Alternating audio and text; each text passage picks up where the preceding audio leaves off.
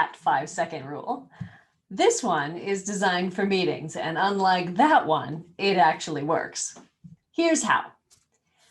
When you ask your group a question in a meeting, wait at least 5 seconds before you move on. Now, 9 times out of 10, in that 5 seconds, someone is going to speak up. So why do we need a 5-second rule anyway? Well, let me ask you this. Have you ever been in a meeting and you're paying attention to the time and you're trying to make it through the entire agenda, and you get to a stopping spot and you ask your team, okay, that's the plan. Any questions? All right, let's move on to the next agenda item. Now, if you're listening, you'll notice that I, as the meeting leader, believe that I've asked everybody for their input. But in reality, I never actually gave them any time to think, consider what their questions might be, and ask them. So that's where the 5-second rule comes in. Next time you ask your group a question and you want the answer, pause for at least 5 seconds.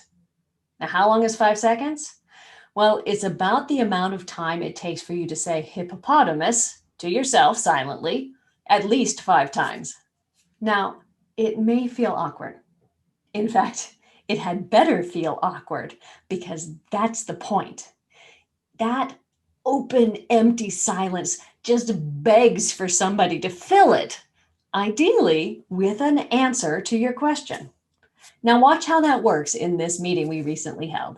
I invite you to unmute and speak. I would love to hear from as many voices as possible, or type in the chat.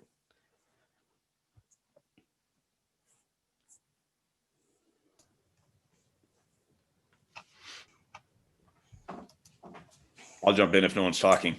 So in that example, the first person to speak up broke the awkward silence. And after he spoke, several other people who probably wouldn't have said anything at all went ahead and added some really great contributions. Results we wouldn't have gotten had I just rushed through that silent, awkward moment.